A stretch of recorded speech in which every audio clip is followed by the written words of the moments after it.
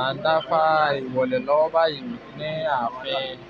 À ń dáfá ìwọ̀lẹ̀ òkú bàbá wa Adéyẹmí Lamidi Aláàfin ti ilẹ̀ Ọ̀yọ́. À ń dáfá ìwọ̀lẹ̀ lọ́wọ́. Odù Ifá tó jáde ní obì lọ́wọ́ ọ̀tún, ìrosùn lọ́wọ́ òsì. Àwọn òkú papọ̀ wọ́n ní kó máa jẹ́ obì ìrosùn.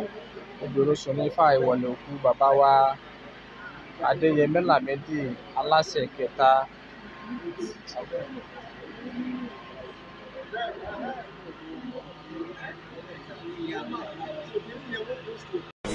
Okay ma, ẹ bá mi dá ọkọ yìí ma. Orúkọ mi Paula Gomes. Báwo lẹ ṣe jẹ́ sí bàbá wa Aláàfin? Cultural ambassador. Cultural ambassador. Máa kí ló ṣẹlẹ̀ tẹ́lẹ̀ kàn sọ fún wa? Bàbá ó ti lọ sí ọ̀run. Ǹjẹ́ ó bẹ̀rù àwọn síkì ni kí ló fà á? Mi ò mọ̀, ṣùgbọ́n mo ti sọ̀rọ̀ bàbá lọ́sẹ̀. I talked to Baba last week, so Baba was fine. Maybe it's God take him, so Baba was fine. So what is your relationship? Báwo lẹ ṣe súnmọ́ bàbá tó kí ni ẹ̀ ti bàbá? What is your relationship with Baba? I work with him on preservation of heritage and culture. That's what I used to do. I was the coach. What would you like to be with him? My father. He was a father to everybody, not only to me. He helped everybody. He's a mentor. So, great man. She's the mother of Tiago. Okay.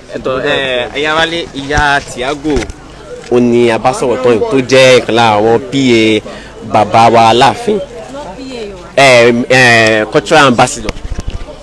A ti wà nínú ààfin báyìí. Ìyá wa, báwo ni ẹ ṣe jẹ́ nínú ààfin yìí? Mo jẹ́ kan tó ọmọ Ọ̀yọ́ Aláàfin, ọmọ Aláàfin Ọ̀yọ́.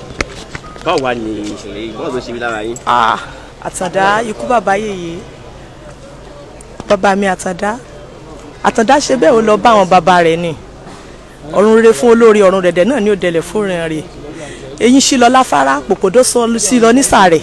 Àtàndá ṣe bí eré, ó lọ bá àwọn bàbá rẹ̀ tayò lóde ọ̀run.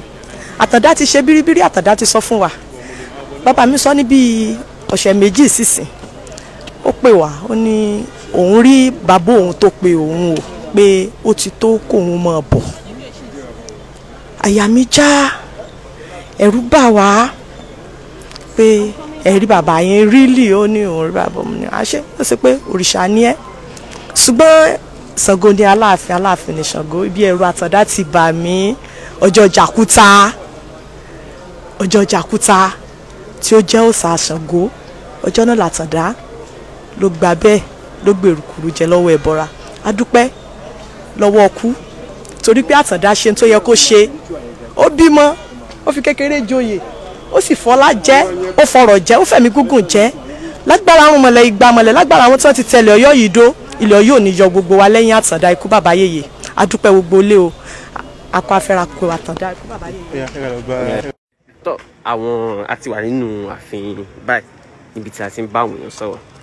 Wọ́n sì ti dá wa lóhùn tó ti ń sọ̀rọ̀ nípa bí bàbá wa Àtàndá ṣe gbé ìgbé ayé gidi.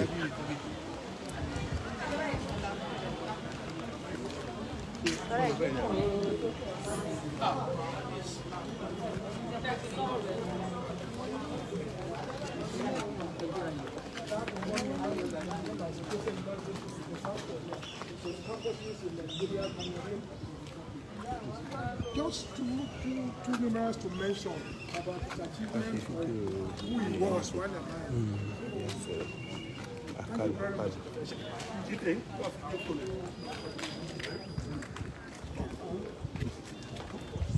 Tó inú ààfin náà bàbá yìí.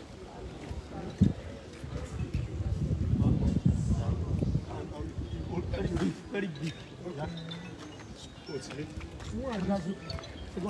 Sir. From where? From Agitibo, sir. You didn't tell me your identity, just join me. Yeah. Okay. Yes, my name is Bode Durujaye, the Director of Media and Publicity to His Imperial Majesty, Ikubabayeye Aláàfin Ìlú. It's true that Aláàfin passed on yesterday. Aláàfin was a lover of peace. The first paramount to be appointed to be conferred with no advocate of peace. The first paramount to be appointed. Wait.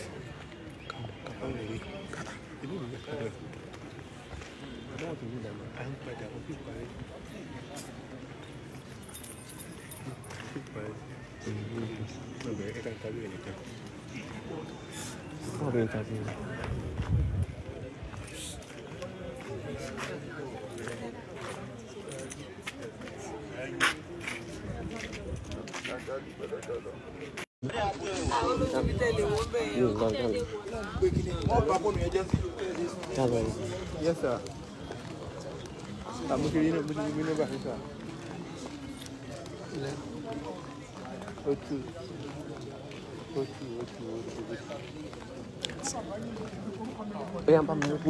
Akọ̀wé ìròyìn fún ikú bàbá yèyé lóòótọ́ ni pé ikú bàbá yèyé wọ́n papòdà ní àná. Ọba Lamidi Ọláyíọlá Adéyẹmí kẹta ọba ńlá ni wọ́n o. Ọba tó jẹ́ wípé gbogbo àwọn ọba yòókù wọ́n fi wọ́n yangàn ni. Ọba tó lóye tó nímọ̀ tó jẹ́ kó ti ṣe fún ọ̀pọ̀lọpọ̀ àwọn èèyàn téèyàn ò lè kà tán tó jẹ́ pé alábẹ́ẹ́nú àṣáṣí ni wọ́n sì jẹ́ ọba tó ń ran àwọn èèyàn lọ́wọ́, ọba tí gbogbo ayé ń fẹ́ràn. Ẹ̀yin gan rí fún ara yín báyìí, rí àwọn èèyàn káàkiri tó ń kẹ́dùn nípa ikú ọba ńlá tó lọ. Ẹ ṣeun. Tó wà òkè báyẹn. Is it okay? Is it okay? Lẹ́ẹ̀kan sí ìsà ẹ bá wa dárúkọ yín fún àwọn ọ̀lẹ́. Okay. Orúkọ mi ni Bọ̀dé Dúrójayé, akọ̀wé ìròyìn fún Aláàfin Ọ̀yọ́, Aláàfin of Ọ̀yọ́, Ọba Dr. Lamidi Ọláyíọlá Adéyẹmí kẹta. Àbáwá ẹgbẹ́ ilé bá wa sọ̀rọ̀ nípa ìṣẹ̀lẹ̀ láàfin báyìí. Lọ́wọ́lọ́wọ́ báyìí gbogbo ìlú wọ́n ń kẹ́dùn lórí ikú ọba ńlá tó lọ, alábẹ́nú àṣáṣí, Ọba Lamidi Ọláyíọlá Adéyẹmí kẹta. Àbá ẹ súnmọ́ àbá ọ̀dọ̀ ní tẹ́lẹ̀ sọ díẹ̀ nípa ìgbésí ayé bàbá wa. Kábíyèsí jẹ́ mo sọ fún alábẹ́nú àṣáṣí, ọba tó fẹ́ràn ìlú, tó fẹ́ràn àlàáfíà, tó sì fẹ́ràn ìdàgbàsókè ìlú, tí wọ́n kó àwọn èèyàn mọ́ra, wọ́n sì fẹ́ràn ẹ̀kọ́ débi wípé kò sẹ́ni lọ́nà kan àbọ́nà kejì tí ikú wọn ò dùn. Lákọ̀ọ́kọ́ àwọn ni bàbá àṣàlẹ̀ fún ilé ẹ̀kọ́ gíga yunifásitì ńláńlá 4 ní Nàìjíríà kan tó kú, èyí tí ò ṣẹlẹ̀ rí. Àwọn ní bàbá àṣàlẹ̀ fún ilé ẹ̀kọ́ gíga yunifásitì kan tá à ń pè ní University of Sokoto ń gbà kan tó ń sọ di Ottoman Fodo University. Àwọn tún ní bàbá àṣàlẹ̀ fún ilé ẹ̀kọ́ gíga yunifásitì ìjọba àpapọ̀ tá a mọ̀ sí University of Maiduguri. Àwọn náà tún ní bàbá àṣàlẹ̀ fún ilé ẹ̀kọ́ gíga yunifásitì tá a mọ̀ sí ilé ẹ̀kọ́ gíga yunifásitì aládàáni tá a mọ̀ sí Christian University Abẹ́òkúta. Àwọn náà tún ní bàbá àṣàlẹ̀ ilé ẹ̀kọ́ gíga yunifásitì nílẹ̀ òkèèrè tá a mọ̀ sí Kese University tó ní ẹ̀ka ní Cameroon, Benin Republic àti Nàìjíríà. Tó bá wa ayé bàbá olú a ní àwọn àlàfo kan tó ṣe síta báyìí. Ǹjẹ́ báwo lè ṣe lè sọ fún wa nípa àwọn ìra tí bàbá kú sí ìdàgbàsókè tó ṣẹlẹ̀ nílùú ní àyè bá? Ẹ̀yin náà ti rí àrùn ojú ni ẹ rí pé gbogbo ìlú ló fẹ́ràn bàbá. Tó bá kọ ìyà tí ò dá sílùú ibà yóò dá ni. Ẹ̀yin náà rí fún ara yín. Ẹ̀yin náà lọ sí gbogbo ìlú, ẹ lọ káàkiri kẹ́ lọ wo ohun tó ń ṣẹlẹ̀ nínú ìlú. Ẹlọ́gbọ́n tó ṣẹlẹ̀ ní àkọ́kọ́ náà ṣé kí lẹ fẹ́ sọ, ṣé nípa ìdàgbàsókè tó dé bàlú lẹ fẹ́ sọ ni. Nígbà kan wọ́n ní èèyàn máa ń rin Ọ̀yọ́ tán lọ́jọ́ kan, bẹ̀tí ń sìn Ọ̀yọ́ kò sẹ́ni tó lè ní tán láàrin ọ̀sẹ̀ kan, kò tó bẹ́ẹ̀. Ọ̀yọ́ ti gbèrú, ó ti lọ káàkiri gan, ẹ wo ọ̀nà, ẹ wo gbogbo ẹ̀ káàkiri, ẹ wo àwọn iléèwé, ẹ wo gbogbo tó ń dálẹ̀ káàkiri, ẹ wo lọ ẹnu ẹ̀ fojú ara yín wò káàkiri. Nínú ààfin yìí gan, nígbà kọ́kọ́rọ́ di pé wọ́n dórí àlééfà, ààfin ò rí báyìí. Ẹnu ẹ̀ wo bá ẹ lọ káàkiri sínú ààfin ẹ lọ wò, kò sí nílẹ̀ Yorùbá, kò sí ààfin tó ní gbogbo nǹkan tó wà níbí báyìí, kò sí ààfin ọ̀hún. Eléyìí láwòkọ́ṣe. Bàbá wa jẹ́ ẹnìkan tó máa ń gbé àṣà lárugẹ gan, wọ́n nífẹ̀ẹ́ àṣà gan. Ǹjẹ́ kí lẹ lè sọ nípa àwọn sí àṣà àti ṣe ilẹ̀ Yorùbá? Kábíyèsí kò sẹ́yẹ ẹyẹ méjì oúnjẹ àṣà. Kábíyèsí was the veritable custodian of culture and tradition.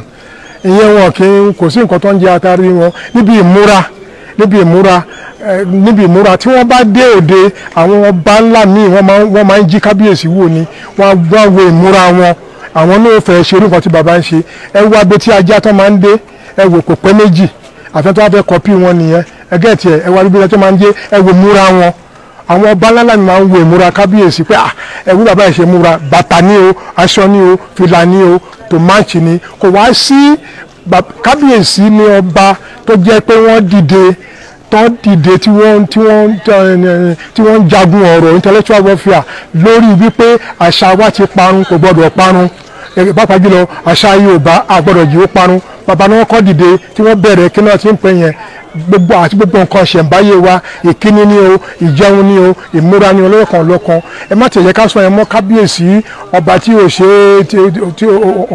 tí ò pé méjì ni ọba tí ò ṣe mú yangàn níbi ìmúra.